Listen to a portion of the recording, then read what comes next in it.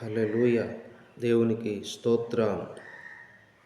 ప్రియమైన దేవుని పిల్లలారా, మరొకసారి ప్రభునామాన్ని బట్టి మీ అందరికీ వందనాలు తెలియపరుస్తున్నాను. చక్కని దినమునిచ్చి మనల్ని కాపాడిన దేవునికి కృతజ్ఞతలు చెల్లింపబద్ధులమై ఉన్నాం. మరి ఈ దినము మరొకసారి ప్రభు సన్నిధిలో ఉండి ఈ క్రిస్మస్ దినాల్లో, సంతోషకరమైన దినాల్లో మనం ఉన్నాం.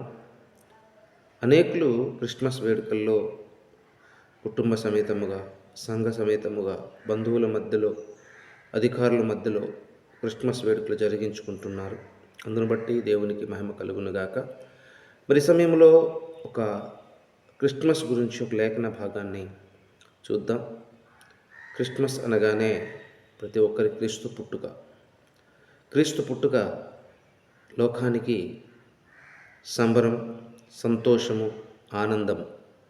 అందుకని అనేకులు సంతోషిస్తూ, ఆనందిస్తూ ప్రభు సన్నిధిలో చక్కగా దేవుని ఆరాధిస్తూ సంతోషిస్తూ దినాల్లో మనం ఉన్నాం. కాబట్టి ఒక లేఖన భాగాన్ని చూసుకొని క్రిస్మస్ అంటే ఏమిటి, క్రీస్తు భూలోకానికి ఎందుకు వచ్చాడు, యేసు ప్రభు మానవుడిగా పుట్టవలసిన అవసరం ఏమిటి తెలుసుకుందాం కొద్ది మాటల్లో.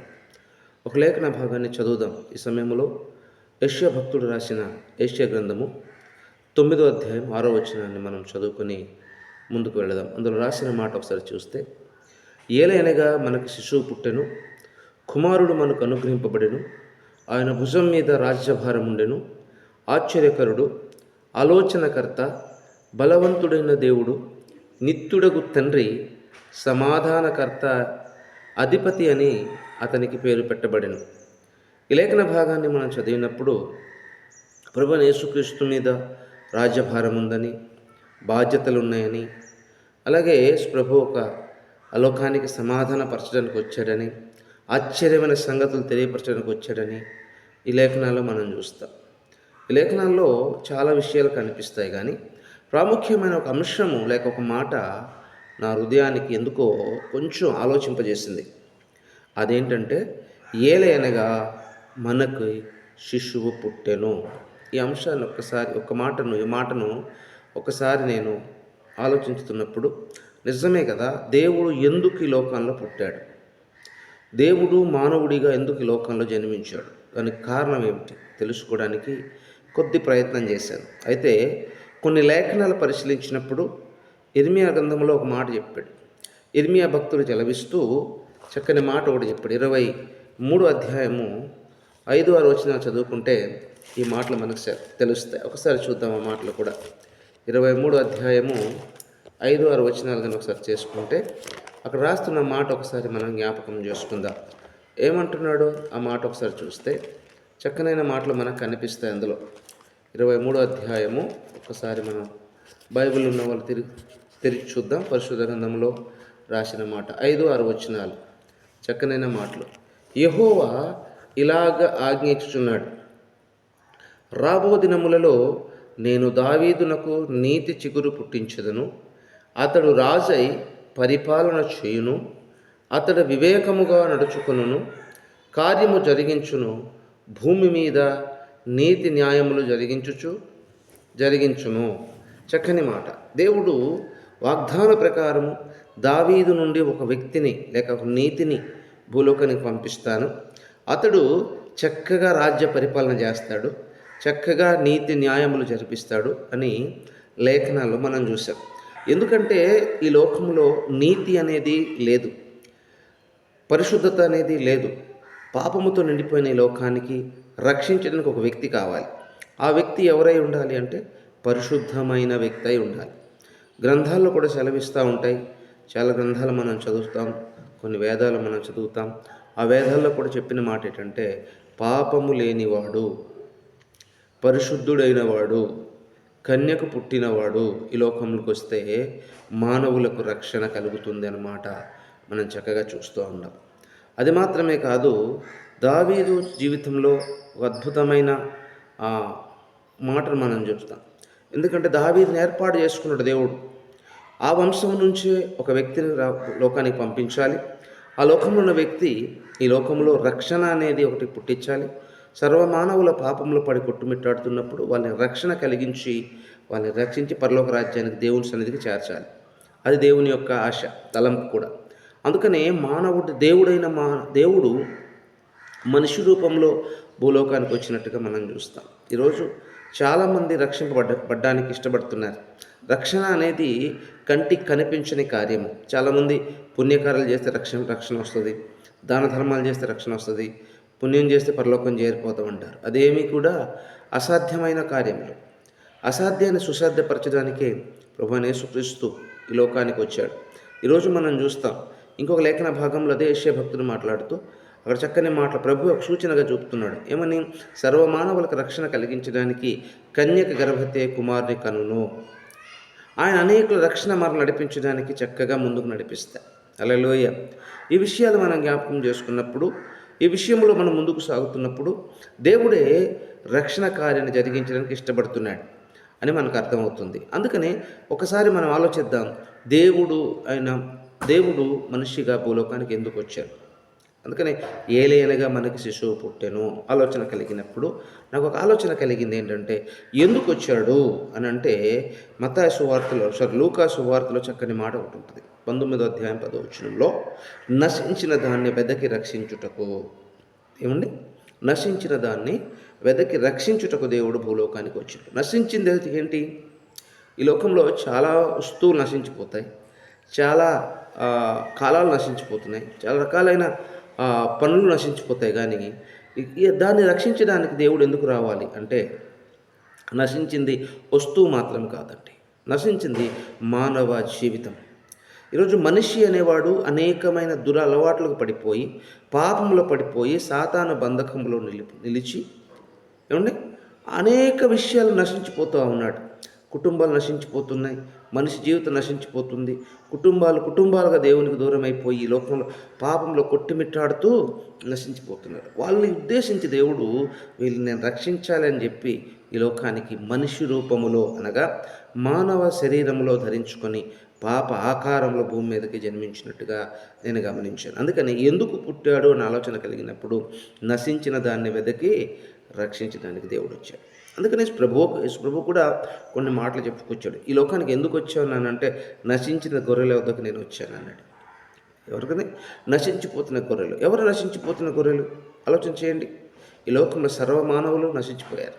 అందుకని రోమపత్రికలో భక్తులైన పౌలు రాస్తూ చక్కని మాట చెప్పాడు, ఏ భేదము లేదు, అందరూ పాపం చేసి దేవుడు అనుగ్రహించి మహిమను పొందలేకపోతున్నారు. ఈరోజు మహిమ పొందడానికి, మనల్ని మహిమపరచడానికి, పరిశుద్ధపరచడానికి తన విలువైన రక్తాన్ని కార్చి నన్ను పరిశుద్ధపరిచినట్టుగా మనం చూస్తాం.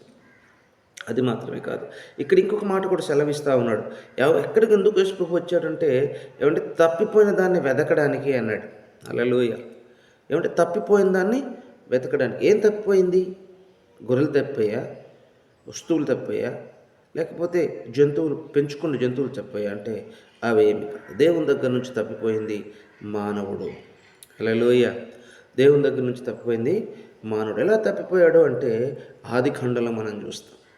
ఆదికాండంలో ఆదాము హవ్వలను సృష్టించిన తర్వాత ఏదైనా తోటలలో ఉంచి ఒక ఆజ్ఞ ఇచ్చాడు. ఏంటి ఆజ్ఞ?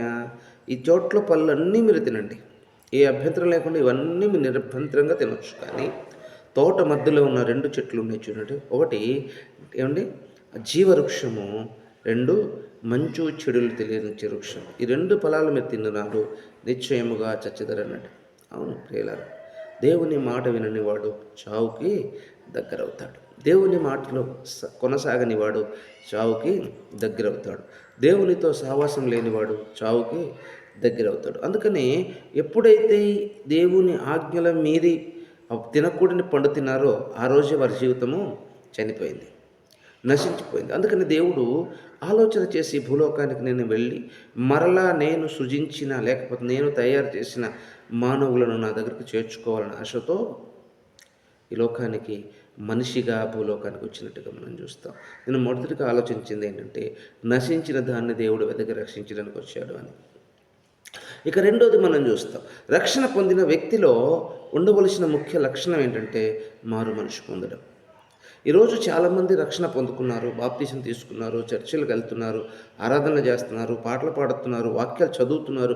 వాక్యాలు చెబుతున్న సేవకుల్లో కూడా లేని ఒక మంచి అలవాటు ఏంటంటే మారు మనస్సు. ఈరోజు మారు మనస్సు ఎవరికి లేదు. అందుకనే దేవుడు అంటున్నాడు, మారు మనస్సు పొందించడానికి ఎందుకు వచ్చాడు? మొదటిది నశించిన దాన్ని వెదకి రక్షించడానికి వచ్చాడు. రెండవది మారు మనిషిని పొందించడానికి. నిజమే ప్రియులారా, యేసు ప్రభు నామములో రక్షణ పొందుకున్నంత మాత్రాన క్రైస్తవులుగా పరలోకానికి చేరిపోం. యేసు ప్రభు నామంలో మందిరానికి వచ్చినంత మాత్రాన క్రైస్తవులుగా పరలోకానికి చేరిపోం. మనం పరలోకానికి చేరాలి అంటే, దేవుని రాజ్యంలో మనం ఉండాలి అంటే మనకు కావలసింది ఏం కావాలి? రక్షణ, అలాగే మారు మనస్సు. ఈరోజు ఆ మారు మనస్సు ప్రతి మనిషి కలిగించడానికి దేవుడు ఈ లోకానికి వచ్చాడు. మారు మనసు ఎలా కలుగుతుంది? ఆలోచన చేయండి. మారు మనసు ఎందుకు కలుగుతుంది అంటే, దేవుడు అంటున్న మాట చూడండి, మారు మనసు కలగనివాడు, మనసు మార్చుకొనివాడు, పాపాన్ని విడిచిపెట్టనివాడు, దేవుని వైపు తిరగనివాడు నిత్య నరకానికి చేరువైపోతాడు. అటువంటి వారిని దేవుడు స్పష్టంగా పట్టుకోవడానికి వచ్చాడు. అందుకని చూడండి, అపోస్తుల కార్యములు అంటాడు, మారు మనసు పొందండి. హల్లెలూయా. రెండొకసారి వాక్యాన్ని చూద్దాం. ఆ వాక్యాన్ని ఒకసారి మనం చదువుకుందాం. చూడండి, అపోస్తుల కార్యములలో చక్కని మాట మనకు కనిపిస్తుంది.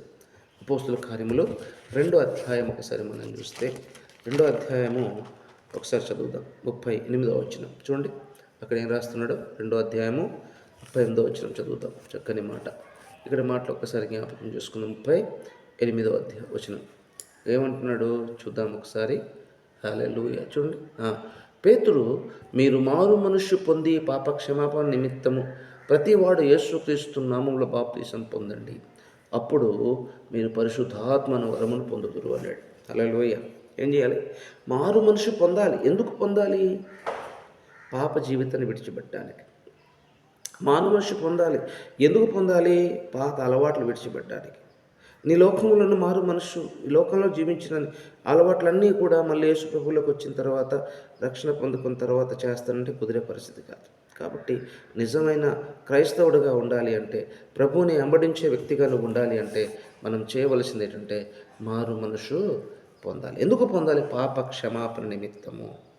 హల్లెలూయా. పాప క్షమాపణ నిమిత్తం ప్రతి వాడు మారు మనసు పొందాలి. చాలామంది అంటారు, యేసుక్రీస్తు నమ్ముకున్నానండి, మారు మనసు పొందేశాను. మనుషులుగా మేము చూడకపోవచ్చు, మనుషులుగా సేవకులు చూడకపోవచ్చు, మనుషులుగా తోటివారు చూడకపోవచ్చు, కానీ దేవుడు నీ మారు మనసు గురించి గమనిస్తూ ఉన్నాడు. హల్లెలూయా. అందుకు అంటున్నాడు చూడండి, ఎక్కడ మారు మనసు పొందాలి అంటే దేవుని ఎదుట.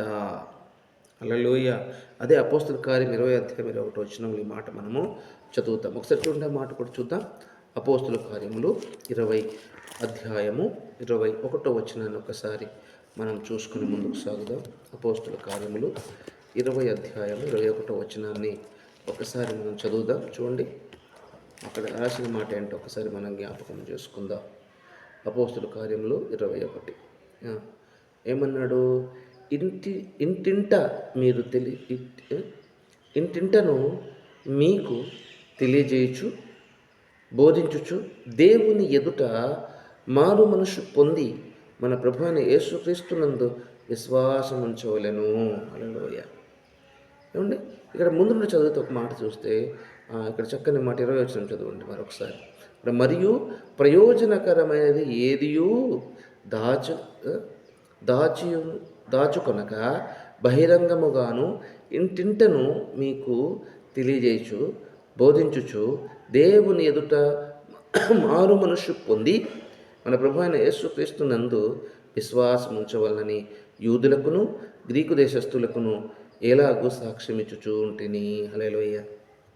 అంటే ఇంటింటి వచ్చి చెప్తున్నాడు భక్తుడు ఇంటింటికి వెళ్ళి చెప్తున్నాడు, అయ్యా అమ్మ, యేసు ప్రభు నమ్ముకున్నంత మాత్రం పరలోక రాజ్యం కాదు, ముందు మీరు మారు మనసు పొందండి. మారు మనసు పొందండి. మారు మనసు పొందకపోతే మీరు పరలోక రాజ్యానికి వారసులు కానేరరు. అందుకే అంటున్నాడు, యేసు ప్రభు ఎందుకు ఈ లోకానికి వచ్చాడంటే మనుషులను మారు మనసు పొందించడానికి. హల్లెలూయా. ఎక్కడ పొందాలి మారు మనస్సు? ఆలోచన చేయండి. ఎక్కడ పొందాలి మారు మనస్సు? మందిరంలోనా, లేకపోతే బయట, లేకపోతే బహిరంగ సభలోనా? ఎక్కడ మారు మనసు పొందాలి అని ఆలోచిస్తే ఇక్కడ వాక్యం సెలవిస్తూ ఉంది. చాలామంది మందిరానికి వచ్చి ఉండి వాళ్ళ అలవాట్లు వదిలేసామంటారు. తప్పేం కాదు, మంచిది. అది మాత్రమే కాదు, బహిరంగ సభల్లో వాక్యం విని మారు మనసు పొందామంటారు. తప్పేం కాదు, మంచిది. ఎప్పుడు ఎంతవరకు అది? ఆదివారం ఆరాధన జరిగినంత వరకు మాత్రమే మందిరంలో మారు మనసు. హల్లెలూయా. ఆదివారం ఆరాధన జరిగినంత వరకు మందిరంలో మారు మనసు. బహిరంగ సభల్లో వాక్యం విన్నంత వరకు మారు మనసు. తర్వాత మళ్ళీ మన జీవితం ఎక్కడికి వెళ్ళిపోతుంది? లోకానికిగా, లోకానుసారంగా జీవనకి ఇష్టపడతాంగా. అందుకే దేవుడు అంటున్నాడు, మీరు మారు మనసు ఎక్కడ పొందాలి? దేవుని ఎదుట. హల్లెలూయా. ఎక్కడ పొందాలి మారు మనసు? దేవుని ఎదుట. ఈరోజు దేవుని ఎదుట మారు మనసు పొందడానికి మనం ఇష్టపడుతున్నామా? హల్లెలూయా. ఎక్కడ పొందాలి? దేవుని ఎదుట మీరు మారు మనసు పొందాలి. ఎస్, దేవుడు సాక్ష్యం పలకాలి. యోబు గురించి సాక్ష్యం పలుకుతుంది చూసారా? ఏమంటారు యోబు గురించి? ఏమన్నా యోబు గురించి చెప్పండి. యథార్థవంతుడు, నీతిమంతుడు, భక్తిపరుడు, దేవుని యందు భయభక్తులు కలిగిన వ్యక్తి. ఎవరు సాక్ష్యం పలికాడు? ఏ మానవుడు కాదు, దేవుడే. ఈరోజు నీ గురించి కూడా దేవుడు సాక్ష్యం పలకాలి అంటే నువ్వు మారు మనసు పొందవలసింది దేవుని ఎదుట. నువ్వు అనుకోవచ్చు, ఏముంది మారు మనసు పొందకపోతే ఏముందండి? దేవుడు ఒప్పుకోడండి. దేవుడు ఒప్పుకోడు. దేవుడు అంటున్నాడు, ఒకానొక్కప్పుడు ఒప్పుకున్నాడేమో, కానీ ఇప్పుడు ఒప్పుకునే పరిస్థితి దేవుడికి లేదు. 17వ అధ్యాయం ఒకసారి, మన 17వ అధ్యాయము 30 వచ్చిన అపోస్తల కార్యములు మనం చూస్తే ఈ మాట స్పష్టంగా మనకు కనిపిస్తుంది. ఏముంది అక్కడ చూడండి, 17:30లో చక్కని మాట ఒకటి తెలియపరుస్తుంది. ఏమంటున్నాడు? ఆ అజ్ఞాన కాలములో దేవుడు చూసి చూడినట్టుగా ఉండెను. ఇప్పుడు నీకు తెలిసిన జీవితంలో యేసు ప్రభు అంటే, ఆ తెలియని జీవితంలో యేసు ప్రభు అంటే నమ్మని పరిస్థితిలో లోకంలో ఉన్నప్పుడు దేవుడు చూసి చూడనట్టుగా వదిలేశాడు, కానీ ఇప్పుడు చూడినట్టుగా వదిలేసి దేవుడు కాడు. తన రామంలో రక్షణ పొందుకున్నావంటే నువ్వు ఖచ్చితముగా మారు మనసు పొంది తీరాల్సిందే.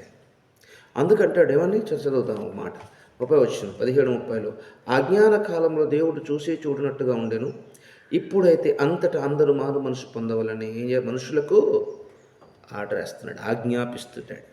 హల్లెలూయా. చెప్పట్లేదండి, ఆజ్ఞాపిస్తున్నాడు. మీకు తెలుసా, ఆజ్ఞ పాటించకపోతే పాపంలో ఉన్నట్టే. ఆజ్ఞ అతిక్రమమే పాపం అంటాడు. నువ్వు ఆజ్ఞను పాటించాలి. ఖచ్చితంగా యేసు నామములో రక్షణ పొందుకున్న నీవు మారు మనసు పొంది తీరాలి. అందుకని ప్రభువైన యేసుక్రీస్తు మనిషిగా ఈ లోకానికి వచ్చాడు. మొదటిది ఎందుకు వచ్చాడు?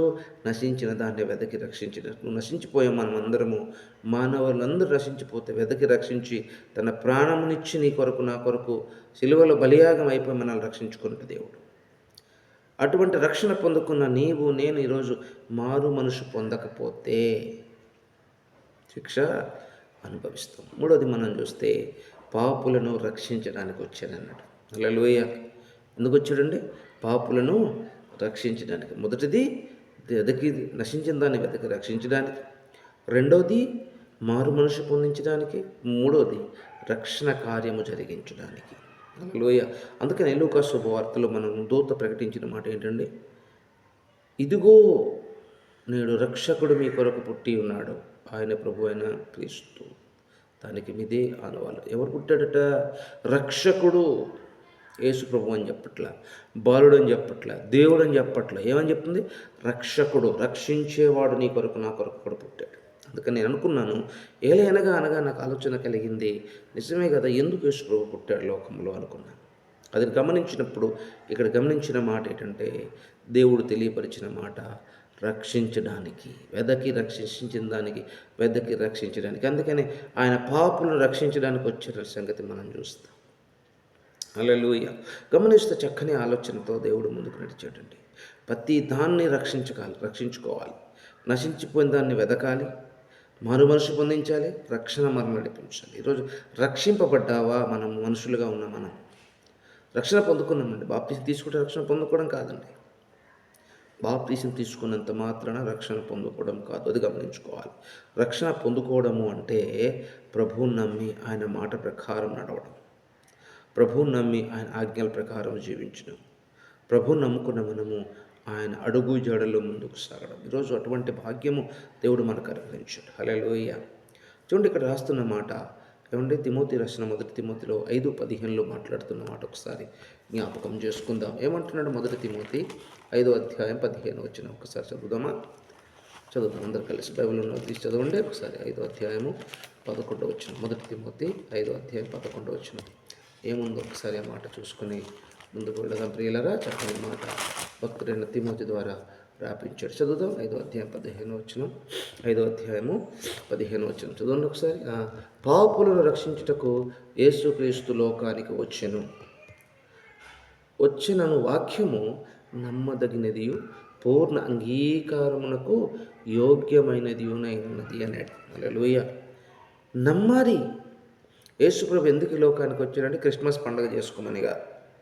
యేసుప్రభు ఈ లోకానికి ఎందుకు వచ్చాడు అంటే ఏమండి, అనేకమైన ఆశీర్వాదాలు ఇవ్వడానికి కాదు. ఎందుకు వచ్చాడు ఆయన? రక్షించడానికి. చాలామంది యేసుప్రభుని ఎందుకు నమ్ముకున్నావు అంటే, నా పిల్లలకు పెళ్లి కాలేదండి, పిల్లలకు ఉద్యోగం రాలేదండి, నా భర్త మా రక్షణ పొందుకోవాలని.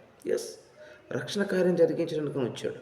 ఇప్పుడు ధనము, ఉద్యోగము, పెళ్ళి అనేది తర్వాత కార్యక్రమాలు. అవన్నీ నువ్వు ఎప్పుడైతే రక్షింపబడతావో ఇవన్నీ కూడా ఆటోమేటిక్గా నీ దగ్గరికి దేవుడు పంపిస్తాడు. దేవుని మాట ప్రకారం నువ్వు ఎప్పుడు జీవిస్తావో ఇవన్నీ కూడా దేవుడు ఆటోమేటిక్గా నీ దగ్గరికి పంపిస్తాడు. కాబట్టి జ్ఞాపకం చేసుకోవాల్సింది ఏంటి అంటే, రక్షణ కార్యం నీలో జరగాలి. అందుకనే ప్రభు ఈ లోకానికి వచ్చినట్టుగా మనం చూస్తాం. చూడండి, మత్తయి సువార్త 1:1 చూస్తాం. పాపులను రక్షించడానికి ఈ లోకానికి వచ్చాడు. ఎవరిని? తన ప్రజలను రక్షించడానికి అన్నాడు. చూద్దాం అన్నమాట ఒకసారి. చూద్దాం మత్తయి సువార్త ఒకసారి తీయండి. మత్తయి సువార్త చక్కని మాట, 1వ అధ్యాయము 21 చూద్దాం ఒకసారి. మత్తయి సువార్త 1వ అధ్యాయం 21 ఈ మాట మనం స్పష్టంగా తెచ్చుకుంటాం. ఏముంది అక్కడ? చదవండి ఒకసారి. ఆమె యొక్క కుమారుని కనును తన ప్రజలను వారి పాపం నుండి ఆయనే రక్షించును కనుక ఆయనకు యేసు అని పేరు పెట్టుదురు. చూడండి, యేసు అంటే రక్షకుడు అని అర్థం. యేసు అంటే రక్షకుడు, క్రీస్తు అంటే అభిషేక్తుడు అని అర్థం. అంటే అందుకని యేసు క్రీస్తు రక్షించి అభిషేకము చేసి పరలోకాన్ని రాజ్యం తీసుకెళ్లేవాడు అని అర్థం. కాబట్టి రక్షణ కార్యం మనలో జరగాలి. అందుకని దేవుడు ఎందుకు ఈ లోకానికి వచ్చాడంటే నశించదాన్ని రక్షించడానికి, రెండోది మారు మనసు కలిగించడానికి, మూడోది రక్షణ కలిగించి నన్ను పరలోక రాజ్యానికి చేర్చడానికి. అందుకనే చక్కని విషయాలు మనం జ్ఞాపకం చేసుకుంటుంటాం. హల్లెలూయా. అప్పుడు నేను అనుకున్నాను, ఎందుకు యేసుక్రీస్తు లోకంలో పుట్టాడు అంటే రక్షించడానికి, రక్షణ కార్యం జరిగించడానికి అని నేను తెలుసుకున్నాను. ప్రియమైన దేవుని బిడ్డలారా, దేవుడు క్రిస్మస్ అనగానే ఏమన్నా సంబరాలు చేసుకోవడానికి కాదు. సంబరాలు చేసుకోవచ్చు, ఎందుకంటే సంబరాలు ఎవరు చేసుకోవాలి? ఏమండి, నశించిపోయిన వెదకి రక్షించినప్పుడు ప్రభు చేత పట్టబడిన వారు, అలాగే యేసుక్రీస్తుని నమ్ముకొని మారు మనసు పొందినవారు, అలాగే రక్షణ కార్యములో నిలబడినవారు.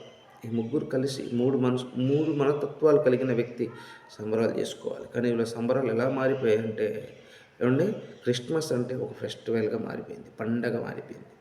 లోకంలో చాలామంది పండుగలు చేస్తారు చూసారా, అటువంటి పండగ స్థితి. క్రిస్మస్ అంటే క్రీస్తుని ఆరాధించుట అంటే ఆయన మహిమపరచుట, ఆయన సంతోషపరచుట, ఆయనను ఏమండి ఘనపరచుట అని తెలుసుకోవాలి. ఈరోజు అటువంటి భాగ్యాలు మనకున్నాయా? జ్ఞాపకం చేసుకోండి. అందుకే దేవుడు నా ఆలోచన ప్రకారం నేను అనుకున్నాను, ఎందుకు ఈ లోకానికి వచ్చాడంటే నేను తెలుసుకుంది ఒకటే, నశించిన దాన్ని వెతకి రక్షించడానికి, మారు మనసు పొందించడానికి, రక్షణ కార్యం జరిగించడానికి దేవుడు ఈ లోకానికి వచ్చాడు. ఈ మాటలు మన జీవితంలో ఒక్కసారి జ్ఞాపకం చేసుకుంటే నిజమైన క్రిస్మస్ ఏంటో మనకు అర్థమవుతుంది. పాపంలో ఉండి పండగ చేసుకోవడం కాదు, మారు మనసు లేకుండా పండగ చేసుకోవడం కాదు, రక్షణ కార్యం లేకుండా పండుగ చేసుకోవడం కాదు. ఎప్పుడైతే నువ్వు నిజంగా దేవుని చేత పట్టబడి, నిజంగా మారు మనసు పొంది, నిజంగా రక్షణ పొందుకున్న నీవు, రక్షింపబడిన నీవు చక్కగా క్రిస్మస్ వేడుకల్లో ప్రభువుని ఆరాధించండి. ఈరోజు క్రిస్మస్ వేడుకలు అంటే ఆర్భాటాలకి, హంగులకి సమయం ఎక్కిస్తున్నారు, కానీ దేవుని ఆరాధించిన సమయాలు ఇవ్వట్లే. పాటలు పాడమంటే గంభీరంగా పాటలు పాడినంత మాత్రాన మారు మనసు రాదు. అందరూ పాడతాం పాటలు, హైందవులు పాడతారు, అది గొప్పతనం కాదు. ఆరాధన చేయమంటే చేస్తారు, కానీ ఆరాధనలో ఏముంటుంది? ఆత్మలేని ఆరాధన. హల్లెలూయా. అందుకని ఆయన చెప్పిన మాట ఒకసారి జ్ఞాపకం, ఆత్మతో సత్యముతో ఆరాధన అంటే ఎలా ఉండాలంటే నీవు నీలమైపోవాలి దేవుల్లో, నీవు దేవుని మహిమ పొందినట్టుగా నువ్వు ఫీల్ అయ్యి ఆరాధన చేయగలిగితే ఆరాధన దేవుడు యోగ్యుడు. కాబట్టి ప్రియమైన దేవుని బిడ్డలారా, జ్ఞాపకం చేసుకోండి, ఈరోజు నీ జీవితంలో క్రిస్మస్ అంటే క్రీస్తు ఎందుకు పుట్టాడని ఆలోచన కలిగించడానికి చిన్న మాట మీకు తెలియపరుస్తున్నాను. జ్ఞాపకం చేసుకొని ఈ మాటను అర్థం చేసుకొని ముందుకు సాగగలిగితే మీ జీవితంలో క్రీస్తు నూతన కార్యములు జరిగించునుగాక. ఆమేన్. చిన్న ప్రార్థన చేసుకుందాం. మహాపరిశుద్ధుడా, ప్రేమ కలిగిన మా తండ్రి, నీకు వందనాలు, స్తోత్రాలు. ఇదిగో నాయన, ఇంతవరకు చక్కనైన మాటలు మా ద్వారా మాట్లాడి మమ్మల్ని బలపరిచినందుకు నీకు స్తోత్రాలు. ఈ మాటలు వింటున్న వారందరినీ మీరు జ్ఞాపకం చేసుకోండి, దీవించండి. వారి జీవితంలో నూతన కార్యములు జరిగించండి. ఒకవేళ ప్రభువా నీ చేత పట్టబడకపోతే ఇప్పుడు పట్టబడ్డానికి సహాయం చేయండి. దాన్ని మారు మనసు పొందకపోతే ఇప్పుడు మారు మనసు పొందడానికి కృప చూపించండి. రక్షణ కార్యాలు ఉండకపోతే రక్షించి వారిని ప్రభువా మీరు కాపాడమని ప్రార్థన చేస్తున్నాం. ఈ కార్యం, ఈ వాక్యం విన్న ప్రతి వారిని నూతన దీవెనతో నింపి ఈ 2024 సంవత్సరం కడవరి దినాల్లో నూతన ఆశీర్వాదాలతో నూతన సంవత్సరం అడుగుపెట్టడానికి కృప చూపించమని యేసు పరిశుద్ధ నామంలో ప్రార్థిస్తున్నాము తండ్రి. Amen. Amen. May God bless you. అందరికీ వందనాలు. Thank you.